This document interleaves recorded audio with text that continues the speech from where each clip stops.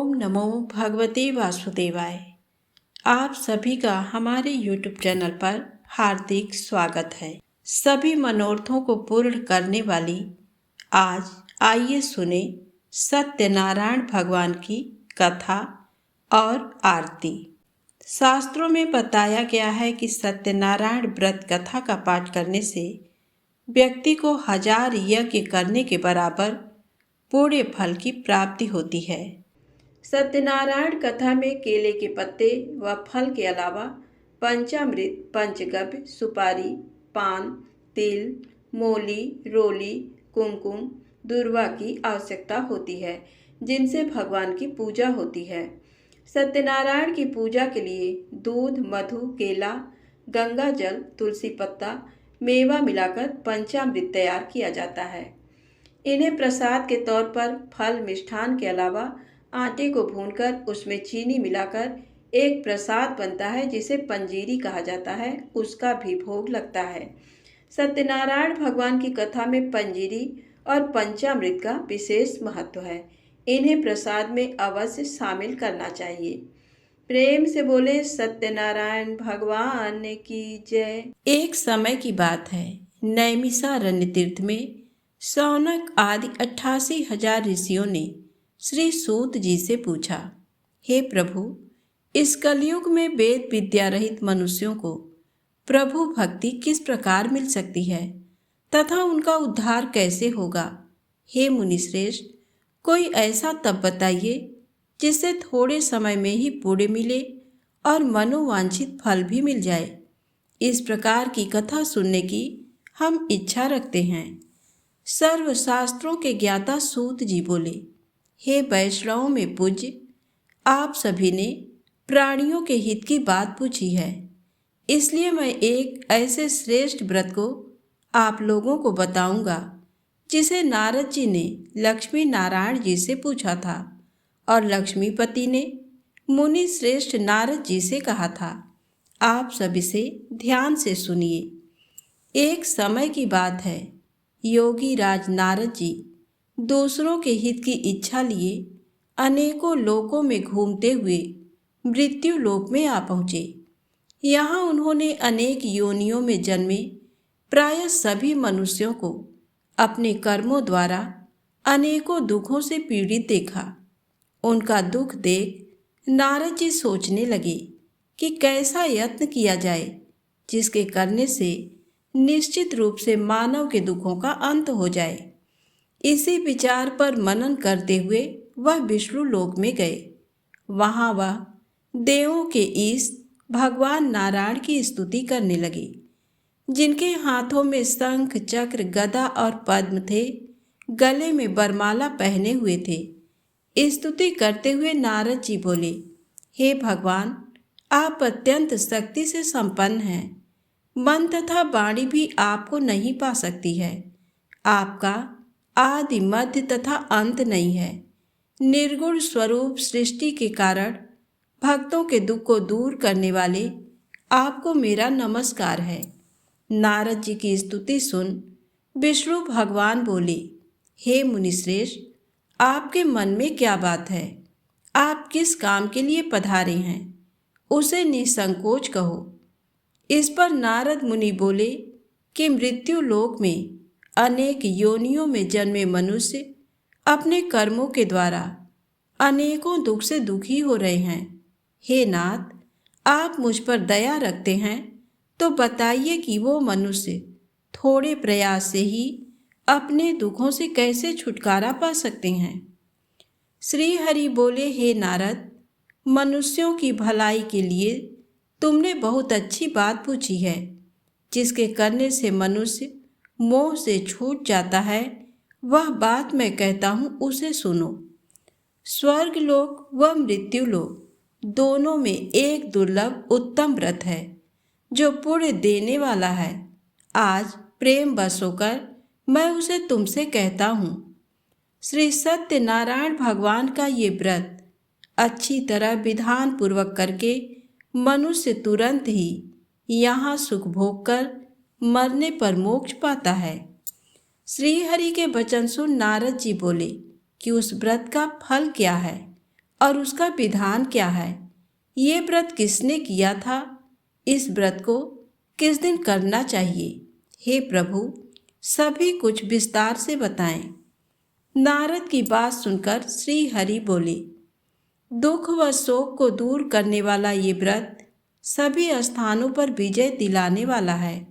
मानव को भक्ति व श्रद्धा के साथ शाम को श्री सत्यनारायण की पूजा धर्म परायण होकर ब्राह्मणों व बंधुओं के साथ करनी चाहिए।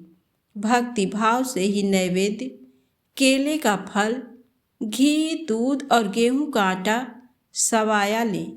गेहूं के स्थान पर साठी का आटा, शक्कर तथा गुड़ लेकर वह सभी भक्षण योग्य पदार्थों को मिलाकर भगवान का भोग लगाएं। ब्राह्मणों सहित बंधु बांधवों को भी भोजन कराएं। उसके बाद स्वयं भोजन करें। भजन कीर्तन के साथ भगवान की भक्ति में लीन हो जाएं। इस तरह से सत्यनारायण भगवान का ये व्रत करने पर मनुष्य की सारी इच्छाएं निश्चित रूप से पूरी होती हैं। इस कलिकाल अर्थात कलयुग में मृत्यु लोक में मोक्ष का यही एक सरल उपाय बताया गया है। सूत जी बोले, हे ऋषियों, जिसने पहले समय में इस व्रत को किया था उसका इतिहास कहता हूँ, ध्यान से सुनो। सुंदर काशीपुरी नगरी में एक अत्यंत निर्धन ब्राह्मण रहता था। भूख प्यास से परेशान वह धरती पर घूमता रहता था। ब्राह्मणों से प्रेम करने वाले भगवान ने एक दिन ब्राह्मण का वेश धारण कर उसके पास जाकर पूछा, हे विप्र, नित्य दुखी होकर तुम पृथ्वी पर क्यों घूमते हो? दीन ब्राह्मण बोला, मैं निर्धन ब्राह्मण हूँ, भिक्षा के लिए धरती पर घूमता हूँ। हे भगवान, यदि आप इसका कोई उपाय जानते हो तो बताइए। वृद्ध ब्राह्मण कहता है कि सत्यनारायण भगवान मनोवांछित फल देने वाले हैं, इसलिए तुम उनका पूजन करो। इसे करने से मनुष्य सभी दुखों से मुक्त हो जाता है। वृद्ध ब्राह्मण बनकर आए सत्यनारायण भगवान उस निर्धन ब्राह्मण को व्रत का सारा विधान बताकर अंतर ध्यान हो गए। ब्राह्मण मन ही मन सोचने लगा कि जिस व्रत को वृद्ध ब्राह्मण करने को कहा गया है, मैं उसे जरूर करूँगा। ये निश्चय करने के बाद उसे रात में नींद नहीं आई। वह सवेरे उठकर सत्यनारायण भगवान के व्रत का निश्चय कर भिक्षा के लिए चला गया। उस दिन निर्धन ब्राह्मण को भिक्षा में बहुत धन मिला, जिससे उसने बंधु बांधवों के साथ मिलकर श्री सत्यनारायण भगवान का व्रत संपन्न किया। भगवान सत्यनारायण का व्रत संपन्न करने के बाद वह निर्धन ब्राह्मण सभी दुखों से छूट गया और अनेक प्रकार की संपत्तियों से युक्त हो गया। उसी समय से ये ब्राह्मण हर माह इस व्रत को करने लगा। इस तरह से सत्यनारायण भगवान के व्रत को जो मनुष्य करेगा वह सभी प्रकार के पापों से छूटकर मोक्ष को प्राप्त होगा। जो मनुष्य इस व्रत को करेगा वह सभी दुखों से मुक्त हो जाएगा। सूत जी बोले कि इस तरह से नारद जी से नारायण जी का कहा हुआ श्री सत्यनारायण व्रत को मैंने तुमसे कहा। हे विप्रो, मैं अब और क्या कहूँ? ऋषि बोले, हे मुनिवर, संसार में उस विप्र से सुनकर और किस किसने इस व्रत को किया, हम सब इस बात को सुनना चाहते हैं। इसके लिए हमारे मन में श्रद्धा का भाव है। सूत जी बोले, हे मुनियों, जिसने इस व्रत को किया है वह सब सुनो। एक समय वही विप्र धन व ऐश्वर्य के अनुसार अपने बंधु बांधवों के साथ इस व्रत को करने को तैयार हुआ।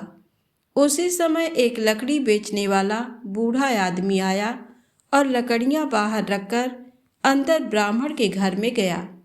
प्यास से दुखी वह लकड़हारा उनको व्रत करते देख विप्र को नमस्कार कर पूछने लगा कि आप ये क्या कर रहे हैं तथा इसे करने से क्या फल मिलेगा, कृपया मुझे भी बताएं। ब्राह्मण ने कहा कि सब मनोकामनाओं को पूरा करने वाला ये सत्यनारायण भगवान का व्रत है। इनकी कृपा से ही मेरे घर में धन धान्य आदि की वृद्धि हुई है। विप्र से सत्यनारायण व्रत के बारे में जानकर लकड़हारा बहुत प्रसन्न हुआ। चरणामृत लेकर वह प्रसाद खाने के बाद वह अपने घर गया। लकड़हारे ने अपने मन में संकल्प किया कि आज लकड़ी बेचने से जो धन मिलेगा उसी से श्री सत्यनारायण भगवान का उत्तम व्रत करूँगा। मन में इस विचार को ले बूढ़ा आदमी सिर पर लकड़ियाँ रख उस नगर में बेचने गया जहाँ धनी लोग ज़्यादा रहते थे। उस नगर में उसे अपनी लकड़ियों का दाम पहले से 4 गुना अधिक मिलता है। बूढ़ा प्रसन्नता के साथ दाम लेकर केले, शक्कर, घी, दूध, दही और गेहूं का आटा ले और सत्यनारायण भगवान के व्रत की अन्य सामग्रियां लेकर अपने घर गया। वहां उसने अपने बंधु बांधवों को बुलाकर विधि विधान से सत्यनारायण भगवान का पूजन और व्रत किया। इस व्रत के प्रभाव से वह बूढ़ा लकड़हारा धन, पुत्र आदि से युक्त होकर संसार के समस्त सुख भोग अंतकाल में वैकुंठ धाम चला गया। सूत जी बोले, हे श्रेष्ठ मुनियों, अब आगे की कथा कहता हूँ। पहले समय में उल्कामुख नाम का एक बुद्धिमान राजा था। वह सत्यवक्ता और जितेंद्री था। प्रतिदिन देव स्थानों पर जाता और निर्धनों को धन देकर उनके कष्ट दूर करता था। उसकी पत्नी कमल के समान मुख वाली तथा सती साध्वी थी। भद्रशिला नदी के तट पर उन दोनों ने श्री सत्यनारायण भगवान का व्रत किया। उसी समय साधु नाम का एक वैश्य आया। उसके पास व्यापार करने के लिए बहुत सा धन भी था। राजा को व्रत करते देखकर वह विनय के साथ पूछने लगा, हे राजन, भक्ति भाव से पूर्ण होकर आप ये क्या कर रहे हैं? मैं सुनने की इच्छा रखता हूँ, तो आप मुझे बताएं। राजा बोला, हे साधु, अपने बंधु बांधवों के साथ पुत्र आदि की प्राप्ति के लिए एक महाशक्तिमान श्री सत्यनारायण भगवान का व्रत व पूजन कर रहा हूँ। राजा के वचन सुन साधु आदर से बोला, हे राजन, मुझे इस व्रत का सारा विधान कहिए। आपके कथनानुसार मैं भी इस व्रत को करूँगा। मेरी भी संतान नहीं है और इस व्रत को करने से निश्चित रूप से मुझे संतान की प्राप्ति होगी। राजा से व्रत का सारा विधान सुन व्यापार से निवृत्त हो वह अपने घर गया। साधु वैश्य ने अपनी पत्नी को संतान देने वाले इस व्रत का वर्णन कह सुनाया और कहा कि जब मेरी संतान होगी तब मैं इस व्रत को करूँगा। साधु ने इस तरह के वचन अपनी पत्नी लीलावती से कहे। एक दिन लीलावती पति के साथ आनंदित हो सांसारिक धर्म में प्रवृत्त होकर सत्यनारायण भगवान की कृपा से गर्भवती हो गई। 10वें महीने में उसके गर्भ से एक सुंदर कन्या ने जन्म लिया। कन्या दिनों दिन ऐसे बढ़ने लगी जैसे कि शुक्ल पक्ष का चंद्रमा बढ़ता है। माता पिता ने अपनी कन्या का नाम कलावती रखा। एक दिन लीलावती ने मीठे शब्दों में अपने पति को याद दिलाया कि आपने सत्यनारायण भगवान के जिस व्रत को करने का संकल्प किया था उसे करने का समय आ गया है। आप इस व्रत को करिए। साधु बोला कि हे प्रिय, इस व्रत को मैं उसके विवाह पर करूँगा। इस प्रकार अपनी पत्नी को आश्वासन देकर वह नगर को चला गया। कलावती पिता के घर में रह वृद्धि को प्राप्त हो गई। साधु ने एक बार नगर में अपनी कन्या को सखियों के साथ देखा तो तुरंत ही दूत को बुलाया और कहा कि मेरी कन्या के योग्य वर देख कर आओ। साधु की बात सुनकर दूत कंचन नगर में पहुंचा और वहां देखभाल कर लड़की के सुयोग्य वणिक पुत्र को ले आया। सुयोग्य लड़के को देख साधु ने बंधु बांधवों को बुलाकर अपनी पुत्री का विवाह कर दिया। लेकिन दुर्भाग्य की बात ये कि साधु ने अभी भी श्री सत्यनारायण भगवान का व्रत नहीं किया। इस पर श्री भगवान क्रोधित हो गए और श्राप दिया कि साधु को अत्यधिक दुख मिले। अपने कार्य में कुशल साधु बनिया जमाई को लेकर समुद्र के पास स्थित होकर रत्नसारपुर नगर में गया।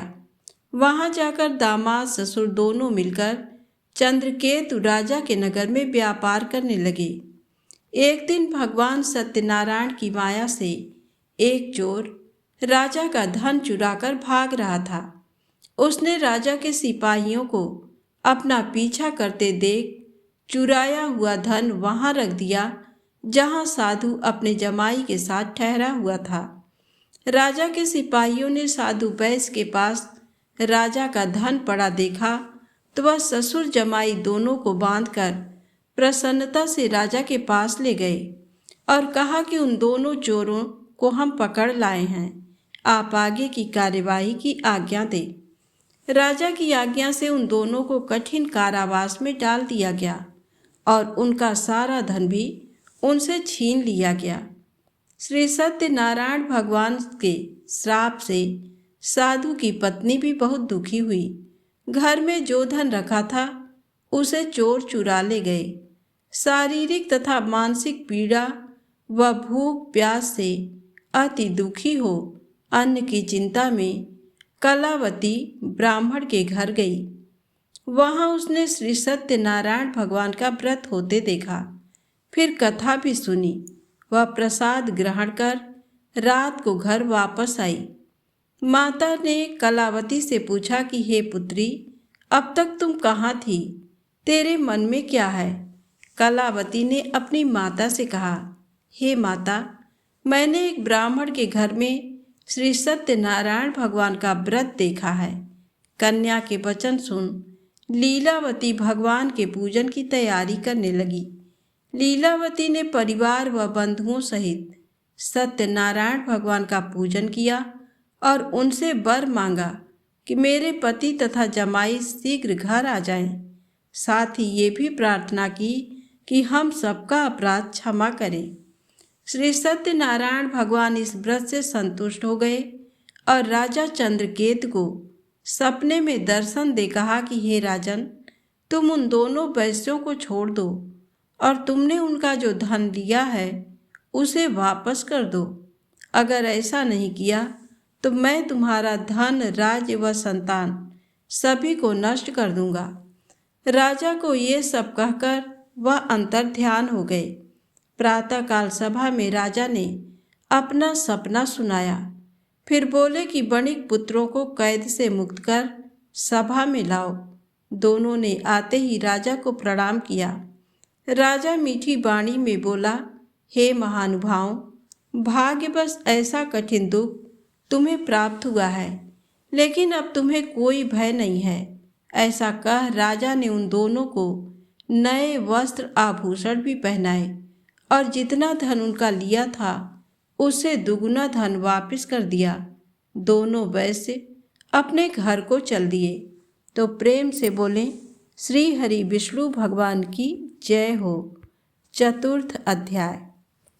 सूत जी बोले, वैश्य ने मंगलाचार कर अपनी यात्रा आरंभ की और अपने नगर की ओर चल दिए। उनके थोड़ी दूर जाने पर एक दंडी वेशधारी श्री सत्यनारायण ने उनसे पूछा, हे साधु, तेरी नाव में क्या है? अभिमानी वणिक हंसता हुआ बोला, हे दंडी, आप क्यों पूछते हो? क्या धन लेने की इच्छा है? मेरी नाव में तो बेल व पत्ते भरे हुए हैं। वैश्य के कठोर वचन सुन भगवान बोले, तुम्हारा वचन सत्य हो। दंडी ऐसे वचन कह वहां से दूर चले गए। कुछ दूर जाकर समुद्र के किनारे बैठ गए। दंडी के जाने के बाद साधु वैश्य ने नित्य क्रिया के पश्चात नाव को ऊंची उठते देखकर अचंभा माना और नाव में बेल पत्ते आदि देख वह मूर्छित हो जमीन पर गिर पड़ा। मूर्छा खुलने पर वह अत्यंत शोक में डूब गया। तब उसका दामाद बोला कि आप शोक ना मनाएं, ये दंडी का शाप है, इसलिए हमें उनकी शरण में जाना चाहिए, तभी हमारी मनोकामना पूरी होगी। दामाद की बात सुनकर वह दंडी के पास पहुंचा और अत्यंत भक्ति भाव नमस्कार करके बोला, मैंने आपसे जो जो असत्य वचन कहे थे उनके लिए मुझे क्षमा कर दें। ऐसा कहकर महान शोकातुर हो रोने लगा। तब दंडी भगवान बोले, हे बणिक पुत्र, मेरी आज्ञा से बार बार तुम्हें दुख प्राप्त हुआ है। तू मेरी पूजा से विमुख हुआ। साधु बोला, हे भगवान, आपकी माया से ब्रह्मा आदि देवता भी आपके रूप को नहीं जानते, तब मैं अज्ञानी कैसे जान सकता हूँ। आप प्रसन्न होइए। अब मैं सामर्थ्य के अनुसार आपकी पूजा करूँगा। मेरी रक्षा करो और पहले के समान नौका में धन भर दो। साधु वैश्य के भक्तिपूर्वक वचन सुनकर भगवान प्रसन्न हो गए और उसकी इच्छा अनुसार वरदान देकर अंतर ध्यान हो गए। ससुर जमाई जब नाव पर आए तो नाव धन से भरी हुई थी। फिर वहीं अपने अन्य साथियों के साथ सत्यनारायण भगवान का पूजन कर अपने नगर को चल दिए। जब नगर के नजदीक पहुँचे तो दूत को घर पर खबर करने के लिए भेज दिया। दूत साधु की पत्नी को प्रणाम कर कहता है कि मालिक अपने दामाद सहित नगर के निकट आ गए हैं। दूत की बात सुन साधु की पत्नी लीलावती ने बड़े हर्ष के साथ सत्यनारायण भगवान का पूजन कर अपनी पुत्री कलावती से कहा कि मैं अपने पति के दर्शन को जाती हूँ, तू कार्य पूर्ण कर शीघ्र आ जा। माता के ऐसे वचन सुन कलावती जल्दी में प्रसाद छोड़ अपने पति के पास चली गई। प्रसाद की अवज्ञा के कारण श्री सत्यनारायण भगवान रुष्ट हो गए और नाव सहित उसके पति को पानी में डुबो दिया। कलावती अपने पति को वहां न पाकर रोती हुई जमीन पर गिर गई। नौका को डूबा हुआ देख वह कन्या को रोता देख साधु दुखी होकर बोला कि हे प्रभु, मुझसे तथा मेरे परिवार से जो भूल हुई है उसे क्षमा करें। साधु के दीन वचन सुनकर श्री सत्यनारायण भगवान प्रसन्न हो गए और आकाशवाणी हुई, हे साधु, तेरी कन्या मेरे प्रसाद को छोड़कर आई है, इसलिए उसका पति अदृश्य हो गया है। यदि वह घर जाकर प्रसाद खाकर लौटती है तो इसे इसका पति अवश्य मिलेगा। ऐसी आकाशवाणी सुन कलावती घर पहुंचकर प्रसाद खाती है और फिर आकर अपने पति के दर्शन करती है। उसके बाद साधु अपने बंधु बांधवों सहित श्री सत्यनारायण भगवान का विधि विधान से पूजन करता है। इस लोक का सुख भोग वह अंत में स्वर्ग जाता है। श्री सूत जी बोले, हे ऋषिगण, मैं एक और कथा कहता हूँ, आप सभी ध्यान से सुनो। सदा प्रजा के लिए चिंतित तुंगध्वज नाम का एक राजा था। उसने भगवान सत्यनारायण का प्रसाद त्याग कर बहुत कष्ट पाया। एक समय राजा वन में वन्य पशुओं को मारकर बड़ के वृक्ष के नीचे आया। वहां उसने ग्वालों को भक्ति भाव से बंधु बांधवों सहित श्री सत्यनारायण जी का पूजन करते देखा, परंतु राजा देखकर भी अभिमान के कारण न तो वहां गया और न ही सत्यदेव भगवान को नमस्कार ही किया। जब ग्वालों ने भगवान का प्रसाद उसके सामने रखा तो वो प्रसाद छोड़कर अपने नगर को चला गया। नगर में पहुंचकर उसने देखा कि उसका सारा राज्य नष्ट हो गया है। वो समझ गया कि ये सब भगवान सत्यदेव ने रुष्ट होकर किया है। तब वो वन में वापस आया और ग्वालों के समीप जाकर विधिपूर्वक पूजन कर प्रसाद ग्रहण किया तो सत्यनारायण की कृपा से सब कुछ पहले जैसा ही हो गया और लंबे समय तक सुख भोग कर मरणोपरांत वह मोक्ष को प्राप्त हुआ। जो मनुष्य इस श्रेष्ठ दुर्लभ व्रत को करेगा, श्री सत्यनारायण भगवान की कृपा से उसे धन धान्य की कोई कमी नहीं होगी। निर्धन धनी और बंदी बंधनों से मुक्त होकर निर्भय हो जाता है। संतानहीन को संतान प्राप्त होती है तथा सब इच्छाएं पूर्ण कर अंत में वैकुंठ धाम को जाता है। अब उनके बारे में भी जानिए जिन्होंने पहले इस व्रत को किया। अब उनके दूसरे जन्म की कथा भी सुनिए। सतानंद नामक वृद्ध ब्राह्मण ने सुदामा के रूप में जन्म लेकर श्री कृष्ण की भक्ति एवं सेवा कर वैकुंठ प्राप्त किया।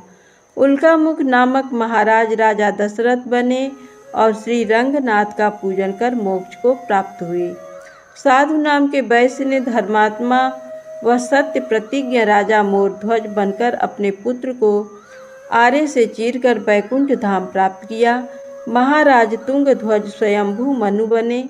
उन्होंने बहुत से लोगों को भगवान की भक्ति में लीन कराकर बैकुंठ धाम प्राप्त किया। लकड़हारा अगले जन्म में गुह नामक निषाद राजा बना, जिसने राम के चरणों की सेवा कर अपने सभी जन्मों को संवार लिया। प्रेम से बोले श्री सत्यनारायण भगवान की जय। आइए सुने सत्यनारायण भगवान की आरती। ओम जय लक्ष्मी रमणा, स्वामी जय लक्ष्मी रमणा, सत्यनारायण स्वामी, सत्यनारायण स्वामी, जनपातक हरड़ा। ओम जय लक्ष्मी रमणा, रत्न जड़ित सिंहासन, अद्भुत छवि राजे, नारद करत निराजन, नारद करत निराजन, घंटा ध्वनि बाजे। ओम जय लक्ष्मी रमणा, प्रकट भये कलिकारण, द्विज को दर्श दियो, बूढ़ा ब्राह्मण बन कर, बूढ़ा ब्राह्मण बन कर, कंचन महल कियो। ओम जय लक्ष्मी रमणा, दुर्बल भील कठारो, जिन पर कृपा करी, चंद्रचूड़ एक राजा, चंद्रचूड़ एक राजा, तिनकी विपत्ति हरी। ओम जय लक्ष्मी रमणा, वैश्य मनोरथ पायो, श्रद्धा तज दीन्ही, सो फल भोग्यो प्रभु जी, सो फल भोग्यो प्रभु जी, फिर स्तुति कीन्ही। ओम जय लक्ष्मी रमणा, भाव भक्ति के कारण, छिन छिन रूप धर्यो, श्रद्धा धारण कीन्ही, श्रद्धा धारण कीन्ही, तिनको काज सर्यो। ओम जय लक्ष्मी रमणा, ग्वाल बाल संग राजा, वन में भक्ति करी, मन वांछित फल दीन्हो, मन वांछित फल दीन्हो, दीन दयाल हरि। ओम जय लक्ष्मी रमणा, चढ़त प्रसाद सवायो, कदली फल मेवा, धूप दीप तुलसी से, धूप दीप तुलसी से, राजी सत्य देवा। ओम जय लक्ष्मी रमणा, श्री सत्यनारायण जी की आरती जो कोई नर गावे, रिद्धि सिद्धि सुख संपत्ति सहज रूप पावे। ओम जय लक्ष्मी रमणा, जय लक्ष्मी रमणा, स्वामी जय लक्ष्मी रमणा, सत्यनारायण स्वामी, सत्यनारायण स्वामी, जनपातक हरड़ा। ओम जय लक्ष्मी रमणा। प्रेम से बोले सत्यनारायण भगवान की जय।